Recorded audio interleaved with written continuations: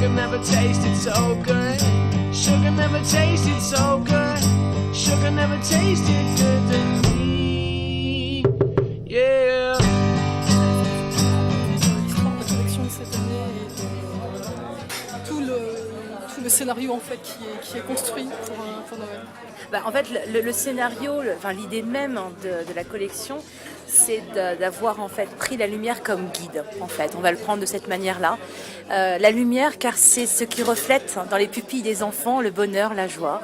Et en fait, on a essayé de reproduire dans toutes les créations justement cette lumière pour qu'elle soit le fil conducteur et gourmand de la collection. Donc en fait, on va le retrouver sous forme de bûche, où en fait on a écrit on a nommé cette collection d'or et de lumière, et notre bûche s'appelle Éclat d'or. Et dans Éclat d'or, vous avez en fait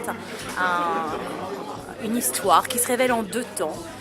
Le premier temps, c'est de voir justement se poser sur la table la bûche avec un photophore, c'est-à-dire que vous avez en fait des lumières posées sur cette bûche et le photophore ça apporte un univers assez étonnant de magie.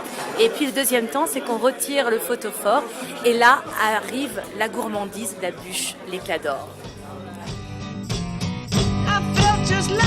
Continue avec la création phare de cette année, la création Féerie de lumière, qui est en fait une pièce magistrale en sucre, qu'on a souhaité faire en sucre parce qu'aujourd'hui c'est une matière qu'on utilise moins, non pas parce qu'on n'aime pas l'utiliser, mais parce qu'aujourd'hui c'est une matière qui est tellement noble qu'elle est difficile en fait à vendre. Alors quand je dis ça, ça veut dire quoi? Cela veut dire en fait que cela a un prix, le prix de la main, le prix d'un homme qui va travailler tel un artisan verrier en fait.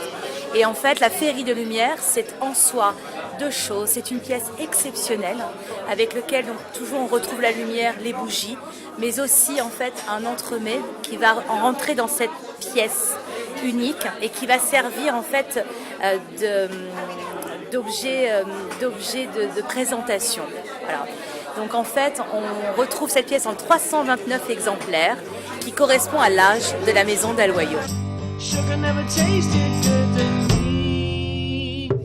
de ravir les papilles et les pupilles, mais avec une limite toujours à l'exercice, parce que notre enjeu à nous, c'est de créer un produit qui soit savoureux en goût.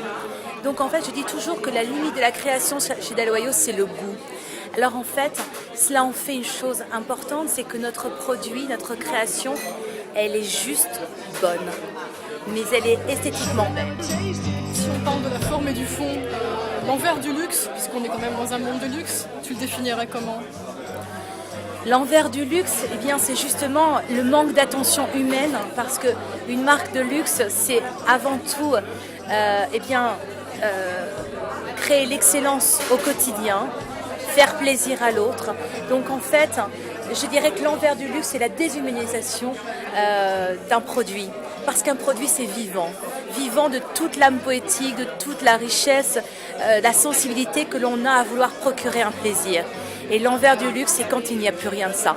Alors Daloyau, c'est aussi une histoire qui remonte quand même à Louis XIV. Donc je pense que le principe de transmission, d'héritage, de legs, tout ça, ça fait partie vraiment de votre substrat.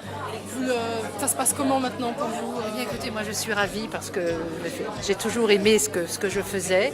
Et je suis ravie d'avoir donné à mes enfants, comme moi mes parents, et avant tous ceux qui ont fait Daloyau depuis Louis XIV.